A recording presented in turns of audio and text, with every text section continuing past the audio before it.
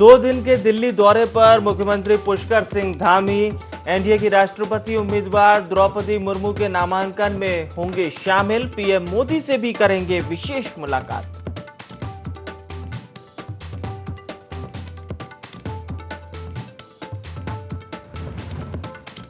भ्रष्टाचार के मामले में आईएएस रामविलास यादव देर रात हुए गिरफ्तार। कल हुए थे विजिलेंस के सामने पेश। शासन ने किया निलंबित, सतर्कता कार्यालय में किया अटैच।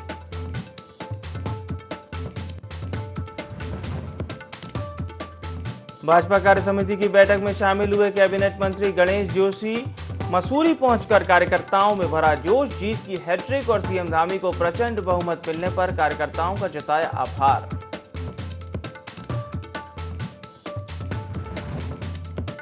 अब चीन और नेपाल सीमा से लगे गांव जल्द जुड़ेंगे संचार सेवाओं से। प्रशासन ने दी मोबाइल कंपनियों को टावर लगाने की अनुमति।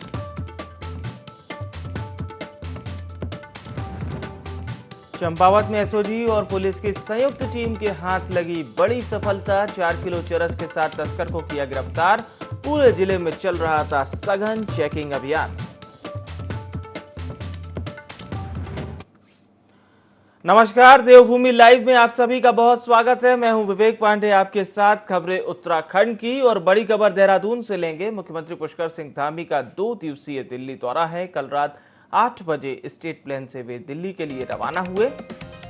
24 जून को एनडीए की राष्ट्रपति पद की प्रत्याशी द्रौपदी मुर्मू के नामांकन कार्यक्रम में वे शामिल होंगे। इसके साथ ही साथ आपको बता दें, सीएम पुष्कर सिंह धामी की 25 जून दोपहर तक वो दिल्ली से वापस देहरादून के लिए रवाना होंगे। और प्रदेश में इस वर्ष समाप्त होने वाली जीएसटी प्रतिपूर्ति पर भी प्रधानमंत्री नरेंद्र मोदी से उनकी चर्चा होगी। केंद्र से प्रतिपूर्ति के रूप में उत्तराखंड को दरअसल हर साल 5,000 करोड़ रुपए मिलते हैं। इसको लेकर भी उनकी विशेष चर्चा होगी। मुख्यमंत्री पुष्कर सिंह धामी की प्रधानमंत्री नरेंद्र मोदी से इस खबर को और जानने की कोशिश करते हैं। हमारे साथ हमारे प्रिंसिपल करस्पॉन्डेंट कैलाश बिष्ट सीधा लाइव जुड़ रहे हैं। कैलाश, 2 दिवसीय दिल्ली दौरा है और साधारण तौर पर अगर इसे समझा जाए तो एनडीए की राष्ट्रपति पद की प्रत्याशी हैं द्रौपदी मुर्मू, उनके नामांकन में शामिल होंगे। सभी मुख्यमंत्री शामिल होंगे संभवतः।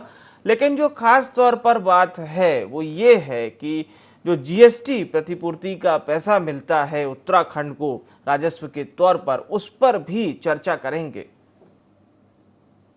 बिल्कुल विवेक, देखिए मुख्यमंत्री कल रात 8 बजे दिल्ली के लिए रवाना हो चुके थे। 2 दिवसीय उनका कार्यक्रम था और जो उम्मीदवार है एनडीए की राष्ट्रपति की द्रौपदी मुर्मू, उनके नामांकन में वो शरीक होंगे।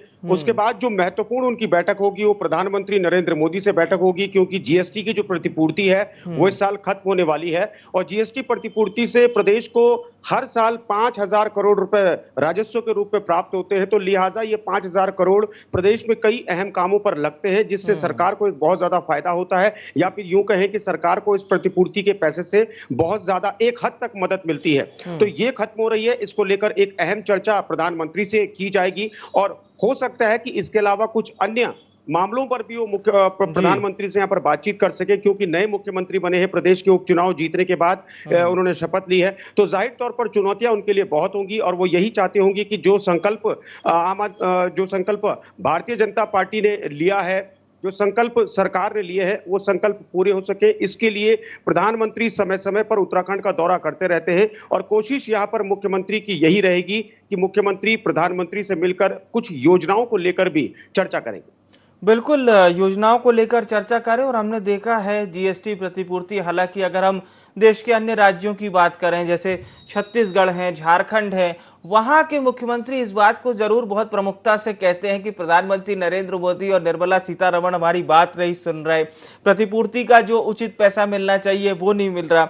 हालांकि उत्तराखंड ने भी कम सैक्रिफाइस नहीं किया है। उत्तराखंड ही वो पहला राज्य था जिसने जीएसटी प्रतिपूर्ति पर, जब केंद्र ने वो जो पैसा चुकाना था, न केवल उत्तराखंड ने उसमें भी धैर्य रखा और बल्कि साथ ही साथ, तो इसीलिए मैं एक खास आपसे और बातचीत इसी पर करना चाह रहा हूं कि ये प्रतिपूर्ति का मान लीजिए अगर पैसे में थोड़ा सा विलंब होता है तो सीएम धामी के पास क्या कुछ मौका रहेगा? क्योंकि देखिए, अगर आप साधारण तौर पर इसे समझें तो ये जीएसटी प्रतिपूर्ति का पैसा होता है जो वित्त प्रबंधन यानी कि निर्मला सीतारमण के विभाग के अंडर में रहता है, इसका पूरा कंट्रोल। जी कैलाश।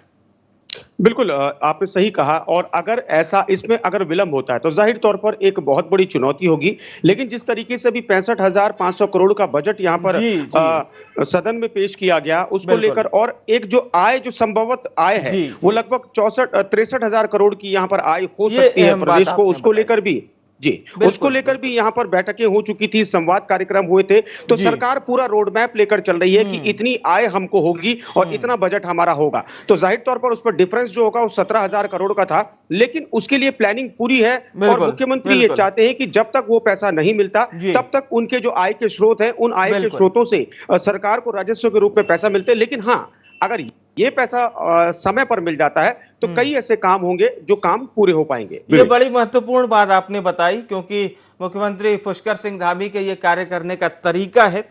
बिल्कुल, आप हमारे साथ बने रहिए। एक और बड़ी खबर पे आपका रुख करेंगे और ये बड़ी खबर भी देहरादून से मिल रही है। वरिष्ठ आईएएस अधिकारी रामविलास यादव को गिरफ्तार कर लिया गया है। आय से अधिक संपत्ति मामले में उनकी गिरफ्तारी हुई है। कल ही विजिलेंस के सामने वे पेश हुए थे। हाईकोर्ट के आदेश के बाद बुधवार को विजिलेंस दफ्तर पहुंचकर अपना पक्ष भी रखा था रामविलास यादव ने। उत्तराखंड हाईकोर्ट ने गिरफ्तारी पर रोक के मामले में सुनवाई की थी, विजिलेंस के सामने पेश होने के आदेश दे दिए थे।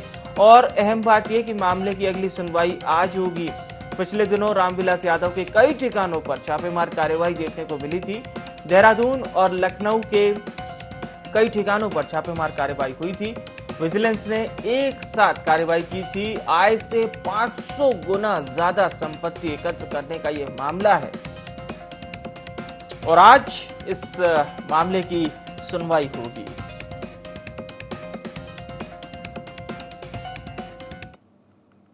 और चलिए एक बार फिर से सीधा जुड़ते हैं हमारे प्रिंसिपल करस्पॉन्डेंट कैलाश बिष्ट से। कैलाश, रामविलास यादव पर यह जो आय से 500 गुना ज्यादा संपत्ति एकत्र करने का मामला चल रहा है, मैं आपसे जानना चाहूंगा, वो चूंकि वरिष्ठ आईएएस अधिकारी हैं, कितने महत्वपूर्ण विभागों में रहे हैं वो? देखिए, रामविलास यादव की बात की जाए तो सीनियर आईएएस हैं। 30 जून को उनका रिटायरमेंट होना है। इससे जी। पहले उत्तर प्रदेश में थे, क्योंकि जो उनका मूल कैडर है उत्तर प्रदेश का है। लखनऊ प्राधिकरण जैसे विभाग, लखनऊ प्राधिकरण में वो थे। तो आप जी। अंदाजा लगाइए कि कितनी अकूत संपत्ति के वो मालिक थे। बिल्कुल, उसके बाद वो बिल्कुल। प्रतिनियुक्ति पर उत्तराखंड आए थे और यहाँ पर उद्यान विभाग में अपर सचिव पद पर वो तैनात थे। लेकिन जिस तरीके से उत्तर प्रदेश से ही उनका चोली दामन का साथ रहा है भ्रष्टाचार के साथ, और आरटीआई में खुलासा हुआ था कि 500 गुना से अधिक आय की संपत्ति उन पर है और यही मामला उन पर चल रहा था, जिसके बाद उत्तर प्रदेश ने उन पर शिकंजा कसा और शिकंजा कसते कसते अब उत्तराखंड में भी आ चुका है। और चूंकि वो उत्तराखंड शासन में यहाँ पर हैं, अपर सचिव के पद पर थे, तो उन पर लगातार ये शिकंजा कसा जा रहा था। लेकिन कहीं ना कहीं अपने रसूख का इस्तेमाल कर रहे थे। विजिलेंस को बिल्कुल भी यहाँ पर वो सपोर्ट नहीं कर रहे थे, जिसके बाद जब उन पर सख्त यहाँ पर कार्रवाई की गई तो वो अपना गिरफ्तारी से बचने के लिए वो हाईकोर्ट गए और हाईकोर्ट ने इस पूरे मामले में कड़ा संज्ञान लिया। हाईकोर्ट ने फटकार रामविलास यादव को लगाई, जिसके चलते कल मजबूरन उनको विजिलेंस दफ्तर आना पड़ा, अपनी हाजिरी वहां पर लगानी पड़ी। उसके बाद कड़ी पूछताछ उनसे की गई और देर रात उनकी कल गिरफ्तारी भी हो चुकी है। और शासन और सरकार ने साफ तौर पर इस पूरे मामले में गंभीर एक्शन लिया। मुख्यमंत्री बहुत गंभीर नजर आए और मुख्यमंत्री के निर्देशों के बाद ही बिल्कुल। मैं आपसे सरकार का ही इन्वॉल्वमेंट जानना चाहूंगा, क्योंकि जाहिर सी बात है कि 500 गुना ज्यादा संपत्ति के यदि आरोप इनके ऊपर लग रहे हैं आय से अधिक मामले में, तो जाहिर सी बात है कोई एक दिन में तो इन्होंने संपत्ति अपनी बनाई नहीं होगी। वर्षों से इनका पूरा जो प्रोग्राम है वो चल रहा होगा। और हमने देखा है जब इस तरह के अकूत धन संपत्ति के आईएएस अधिकारी सामने आते हैं तो पता चलता है कि कई भ्रष्टाचार के मामले लंबित हैं, लेकिन उनको रफा दफा कर दिया जाता है। तो इसमें मैं आपकी सरकार की भूमिका जरूर जानना चाहूंगा। मुख्यमंत्री पुष्कर सिंह धामी कितने एक्टिव नजर आए इस पूरे मामले में?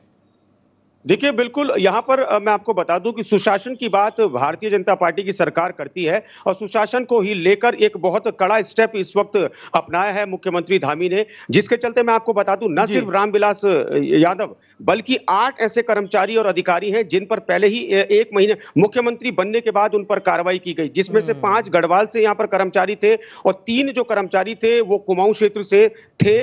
जिनको भ्रष्टाचार के मामले में सलाखों के पीछे मुख्यमंत्री ने पहुंचाया है। और अब जो नौवां जो व्यक्ति है वो रामविलास यादव है, जिस पर यह गंभीर एक्शन सरकार द्वारा लिया गया है। तो जाहिर तौर पर मुख्यमंत्री साफ कह चुके थे कि भ्रष्टाचार को किसी भी कीमत पर बर्दाश्त नहीं किया जाएगा, और सवाल तब जब सरकार की साख पर अगर कोई सवाल उठेगा उसको भी बर्दाश्त नहीं किया जाएगा। जिसके चलते मुख्यमंत्री ने रात ही इस पूरे मामले को बड़ी गंभीरता से लिया था, और उसके बाद उन्होंने आदेश जारी किए।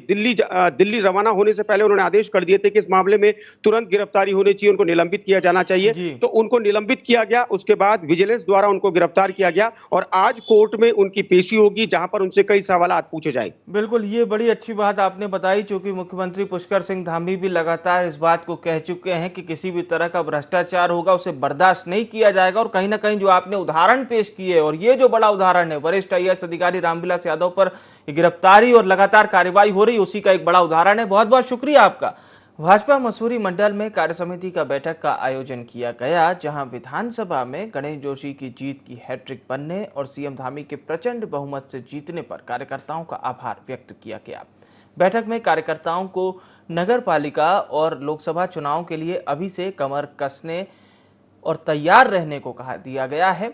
मंत्री गणेश जोशी ने बताया है कि तमाम कार्यकर्ताओं को आवश्यक दिशा निर्देश दे दिए गए हैं।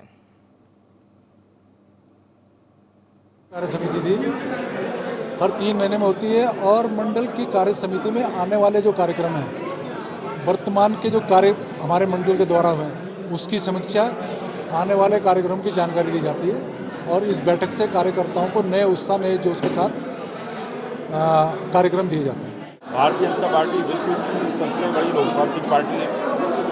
आज 16 करोड़ से अधिक सीट भारतीय जनता पार्टी की है, और समय समय पर चाहे मंडल की कार्यकारिणी हो, जिले की कार्यकारिणी हो, प्रदेश की कार्यकारिणी हो, राष्ट्रीय कार्यकारिणी हो, और 3 महीने रहने के बाद ये कार्यकारिणी होती है, जिसमें पार्टी के आगामी कार्यक्रमों के बारे में चिंतन होता है, संगठन के दिशा निर्देश क्या हैं उनके बारे में चिंतन होता है, और उनको लेकर कार्यकर्ता जनता के बीच में जाते हैं।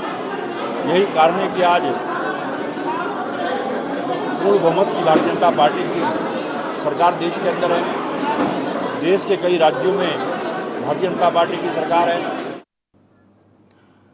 चीन और नेपाल सीमा से लगे सभी गांव जल्दी संचार सेवाओं से जुड़ जाएंगे। इसके लिए प्रशासन ने मोबाइल कंपनियों को टावर लगाने की अनुमति दे दी है। सुविधा शुरू होने से सीमांत ग्रामीणों को नेपाली सिम का सहारा नहीं लेना पड़ेगा। सेना और अर्धसेना बलों को भी संचार सुविधा का लाभ मिल सकेगा। जिलाधिकारी डॉक्टर आशीष सिंह चौहान ने बताया है कि हमारे कई सारे गांव नेपाल की सिम को इस्तेमाल करते थे, वहां नेपाली नेटवर्क अवेलेबल था। USF स्कीम के तहत बारकोडिंग के जरिए सारे एरिया में टावर एक्ट करने की कोशिश की जा रही है। सारे गाँव पहले नेपाल की सिम को इस्तेमाल करते थे और वहाँ नेपाली नेटवर्क ही अवेलेबल था, किंतु USF स्कीम के तहत हम वॉर फुटिंग पे इन सारे एरिया में टावर इरेक्ट करने की कोशिश कर रहे हैं। और रिसेंटली हमारा बोंगलिंग और ढाकर में हमारे टावर्स इरेक्ट हुए हैं, और कोशिश ये है कि अन्य स्थानों पर भी लैंड आइडेंटिफाई करते हुए तेज़ी से हम इस सीज़न में या जो भी वर्किंग विंडो हमें मिला है उसमें हम तेज़ी से टावर्स को इरेक्ट करें, और ये पूरे क्षेत्र में पैरेलल नेटवर्क कनेक्टिविटी देकर हमारी जनसामान्य को एक मूलभूत सुविधा से का लाभ दें। लालकुआं के गोला रोड स्थित रेलवे क्रॉसिंग पर रेलवे सुरक्षा बल द्वारा अभियान चलाया जा रहा है, जहां फाटक के नीचे से बाइक निकालने वालों पर शिकंजा कसा जा रहा है। इस दौरान भाजपा के मंडल महामंत्री राजकुमार सेतिया का बेटा बाइक निकालने का प्रयास कर रहा था, जिसे मौके पर मौजूद RPF की महिला उपनिरीक्षक मनीषा मीणा ने पकड़ लिया। मामले की भनक लगते ही भाजपा नेताओं का भी जमावड़ा लग गया। घंटों नोकझोंक होती रही, लेकिन SI ने किसी की एक न सुनी और कार्रवाई करते हुए 5 मोटरसाइकिल कब्जे में लेकर मजिस्ट्रेट के सामने पेश की, जिसके बाद जुर्माना वसूल कर छोड़ दिया गया। भीड़ रहती है, यहाँ पर बंद रहता है बहुत ज़्यादा, तो लोग परेशान होते हैं धूप में। अब ऐसा कोई मामला था नहीं। वैसे मेरा बेटा मेरे घर से आ रहा था, पीछे साइड वहीं पास में मेरा घर है, वहाँ से आ रहा था, रेलवे क्रॉसिंग से बहुत दूर था, और वहाँ इंस्पेक्टर वहाँ पे बैठी हुई थी, उन्होंने उनको बुलाया और मोटरसाइकिल उनको ले ली और चाबी दो ज़बरदस्ती चाबी लेकर और रेलवे स्टेशन पहुँचा दी। हाईकोर्ट के आदेश के बाद कोटद्वार में अवैध अतिक्रमण पर बुलडोजर चलने जा रहा है, जिसके लिए नगर निगम ने जगह भी चिन्हित कर ली है। साथ ही पुलिस बल द्वारा शहर में फ्लैग मार्च भी निकाला गया, जिससे कि होने वाली कार्रवाई में कोई अप्रिय घटना न घट सके। साथ ही पुलिस उपाधीक्षक गणेश लाल कोल्ही का कहना है कि अवैध अतिक्रमण पर नगर निगम द्वारा कार्रवाई की जाएगी।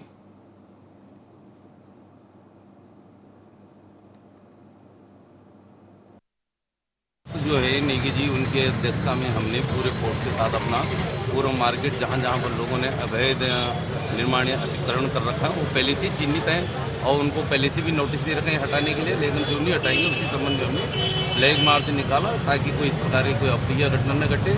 हमने अपने कोटद्वार के फोर्स के अलावा एक्स्ट्रा जो फोर्स मंगाया है अन्य थानों से वगैरह, जिसमें एक इंस्पेक्टर, 2 SO, 2 सब इंस्पेक्टर, 4 महिला कांस्टेबल, 1 प्लाटून PSC का 10 कांस्टेबल मंगाई है। हमारे पास पर्याप्त फोर्स है। अभी फ्लैग मार्च निकाल दिया गया, सभी लोगों को पता लग गया कोई इस प्रकार की कोई घटना नहीं घटेगी। शांतिपूर्वक से हमारा कल अतिक्रमण हटाने का अभियान चलेगा।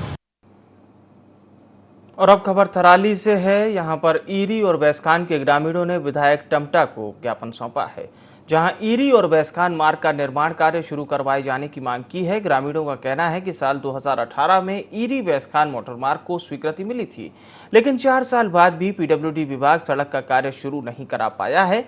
सड़क न होने के चलते ग्रामीणों को खासी दिक्कतों का सामना करना पड़ता है। ग्रामीणों के मुताबिक सड़क न होने के चलते लगातार यहां से पलायन की स्थिति भी देखी जा रही है। वहीं ग्रामीणों की मांग पर विधायक भूपाल राम टमटा ने साल भर के भीतर सड़क बनवाने के लिए प्रयास करने की बात कही है। हमारे उसमें आए और उन्होंने हमें जो भी उम्मीदें दिलाई कि 6 महीने के अंदर में आपके वहाँ रोड पहुँचाएंगे। इस रोड की मांग हम 2017 से कर रहे हैं और 2017 के डॉक्यूमेंट हमारे पास हैं। रोड के लिए लगातार चिल्ला रहे हैं, जिसमें हमने चुनाव बहिष्कार भी किया था। तुरंत उसमें पिलर की घोषणाएं हुई थी, मगर वो पिलर जो भी अभी तक नहीं लगे हुए हैं और जिससे हमारे ग्रामवासी काफ़ी नाराज़ हैं और विधायक से अभी उम्मीद जता रहे हैं कि यह काम तुरंत हो। दिलासा दिया जा रहा है कि हमें हमारे माँ बाप चाहे वो कोई भी हो, बुजुर्ग साथी, तो हमें दिलासा दे रहे कि रोड आएगी, लेकिन आज तक हमें कभी भी हमारे यहाँ गाँव में रोड ना आई। लेकिन आज हम PWD ऑफिस में गए और वहाँ हमने अपने गांव के लिए रोड के लिए मांग की। लेकिन आज में विधायक जी से मुलाकात हुई, उन्होंने कहा 1 साल के अंतर्गत आपके गांव में सड़क पहुंच जाएगी। ये सड़क 2017 में ये पत्रावली चली थी और जो अभी मैंने देखा तो इसमें आज ही अधिशासी अभियंता PWD थराली ने ये फॉरेस्ट क्लियरेंस के लिए पत्रावली आगे डाली है और आज चूँकि मेरे संज्ञान में ये मामला आया है और मैंने इससे पूर्व भी अधिशासी अभियंता थराली को इस सड़क के विषय में कहा था और निश्चित रूप से ये गांव की जो समस्या है इसका तत्काल समाधान के लिए मैं भी प्रयास कर रहा हूं। पुल हिंडोला वासियों ने उप तहसील भवन की मांग को लेकर SDM रिंकू बिष्ट के माध्यम से CM और राजस्व मंत्री के नाम एक ज्ञापन सौंपा। उन्होंने कहा कि अगर उप तहसीलीय कार्यालय कहीं अन्यत्र शिफ्ट किया जाता है तो वे आंदोलन करने के लिए मजबूर हो जाएंगे। लोगों ने उप तहसील खोलने की मांग पर लोहाघाट तहसील परिसर में प्रदर्शन भी किया। SDM रिंकू बिष्ट ने बताया कि फिलहाल किमतोली अस्थायी तहसील बनाई जाएगी। अभी स्थायी भवन के लिए हर जगह भूमि के चयन की प्रक्रिया चल रही है। जहाँ पे स्टार्ट हुई थी पहले से पुल्ला में, तो उसी केंद्र बिंदु जो है पुल्ला मार्केट बेसिकली है हमारा, जो पुल्ला गुमदेश तहसील का है, तो वहीं पे ही हम चाह रहे हैं कि तहसील का टेम्परेरी और परमानेंट स्टार्ट वहीं पे हो। पुल्ला गुमदेश के नाम से एक तहसील की घोषणा हुई है। उसमें घुरेली में कुछ जमीन का चयन किया गया था, जिसकी भूवैज्ञानिक से जांच कराई गई है, जिसके संदर्भ में पुल्ला वालों का विरोध ये है कि पुल्ला गुमदेश के नाम से तहसील खोली गई है, तो पुल्ला गुमदेश में ही तहसील का स्थायी भवन बनाया जाना चाहिए। इस संबंध में अगर इन लोग के पास में पर्याप्त जमीन होगी तो उसकी जांच की जाएगी और भूवैज्ञानिक से भी जांच कराई जाएगी कि उसकी फिजिबिलिटी कैसी है, और अगर उपयुक्त पाई गई और भूवैज्ञानिक की जांच में अगर पॉजिटिव रिपोर्ट आती है तो उसके लिए शासन को मैटर संदर्भित कर दिया जाए। चंपावत की जिला SOG और टनकपुर पुलिस की संयुक्त टीम ने लंबे समय से चरस की तस्करी कर रहे तस्करों को गिरफ्तार किया। 4 किलो चरस और 2 पेटी अवैध शराब बरामद की गई। पुलिस ने परचून की दुकान चलाने वाले नुक्ता प्रसाद की दुकान पर छापा मारा। पुलिस को देख आरोपी फरार हो गया, लेकिन कुछ देर बाद पुलिस ने उसे पकड़ने में सफलता हासिल की। पुलिस अधीक्षक देवेंद्र पिंचा ने खुलासा किया है कि लंबे समय से शिकायत मिलने पर छापा मारा गया। कार्रवाई करने वाली टीम को 2500 रुपए का इनाम दिया गया। दुकान है जहाँ से बार बार शिकायत आ रही थी कि ये कुछ अवैध नशीली चीज़ों का कारोबार करता है, तो उसमें छापा मारा गया। तो जहाँ पर जो मुलजिम है वो तो पुलिस को देख के तुरंत फरार हो गया था। तो दुकान से करीब 4 केजी चरस और 2 पेटी शराब बरामद हुई है। और मुलजिम को भी जब भाग गया उसके बाद तुरंत थोड़ी देर के बाद में उसको गिरफ्तार कर लिया गया है। कोटाबाग में प्रधान संगठन ने मनरेगा के कार्यों के पैसे भुगतान करने की मांग को लेकर नारेबाजी की है और सरकार की वित्तीय नीति को लेकर सवाल खड़े किए। प्रधान संगठन का कहना है कि बीते 1 साल से मनरेगा के जरिए हुए कामों का भुगतान नहीं किया गया है, जिसके चलते ग्राम प्रधानों में आक्रोश व्याप्त है। ग्राम प्रधानों ने स्थिति को साफ करते हुए बताया कि संगठन की यदि मांगे नहीं मानी गई तो प्रधान संगठन उग्र आंदोलन के लिए बाध्य होगा और ब्लॉक कार्यालय में तालाबंदी को भी मजबूर होगा। प्रधान गणों की मांगे हैं वो मनरेगा को लेके हैं, जिसमें बहुत विषमताएं चल रही हैं अभी मनरेगा में है तो ये मनरेगा एक्ट और मनरेगा के कहने में जमीनी स्तर पर कुछ काम नहीं हो पा रहे हैं। 1-2 साल से कोई पेमेंट नहीं हो पा रही है और जो लेबर भुगतान होता है ये 15 दिन के अंदर भुगतान होना होता है, मगर आज 6 महीने से कोई लेबर भुगतान नहीं है। 2 साल से मेटल पेमेंट नहीं है। प्रधान लोगों के मान सम्मान को ठेस पहुंच रही है और सरकार की जो नीतियां हैं तो हवाई तो है, मगर जमीनी स्तर पर कोई इनकी नीतियां नहीं है, ठोस नीतियां नहीं है। और एक से जो प्रधान की मानसिकता मानसिक रूप से कहिए या उनका एक छवि के खराब करने के रूप में चल रहा है ये। और 2 साल से हम लगातार, हमें 2.5 साल हो चुके हैं काम करते हुए मनरेगा के अंदर, अगर 2.5 साल से लेकर कोई मेटल पेमेंट नहीं हुई है। ग्राम प्रधान संगठन लगातार यहाँ पर जो है प्रयास कर रहा है कि अपनी मांगों को मनाने के लिए। हमने पहले भी आंदोलन किया था, हम फिर आंदोलन कर रहे हैं, क्योंकि यहाँ पर नरेगा द्वारा सरकार द्वारा जो हमारी धनराशि है मेटल पेमेंट वो नहीं हो पा रही है। अगर वो आ रही है तो खातों में 100 तो हो रही है, लेकिन वो हमारे तक पहुंच नहीं पा रही है। उसमें कहीं न कहीं सरकार की ऐसी नीति है कि जिससे हमारे प्रधान गांव के विकास की धाराओं को रोकने का काम हो रहा है। जिला अस्पताल पौड़ी पहुंचने वाले मरीजों को अब उपचार के लिए बाहरी शहरों के चक्कर नहीं लगाने पड़ेंगे। जन शिकायतों के बाद जिला अस्पताल में अब सुपर स्पेशलिस्ट डॉक्टर्स का कैंप लगाया जा रहा है, जिसमें कैंसर स्पेशलिस्ट सर्जन भी कैंप लगा चुके हैं, जबकि न्यूरो सर्जन भी 25 जून को कैंप लगाएंगे। जिला अस्पताल पौड़ी एमएस ने बताया कि लगातार सुपर स्पेशलिस्ट सर्जन को बुलाकर जनता को बेहतर स्वास्थ्य लाभ दिया जा रहा है। सुपर स्पेशलिटी डॉक्टर्स की ज़रूरत होती है, जिसके लिए उनके बहुत दूर दूर तक भागना पड़ता है। कभी एम्स जहाँ अपॉइंटमेंट नहीं मिलता है, या इंद्रेश हॉस्पिटल या जॉली ग्रांट, इन सब जगह भागना पड़ता है।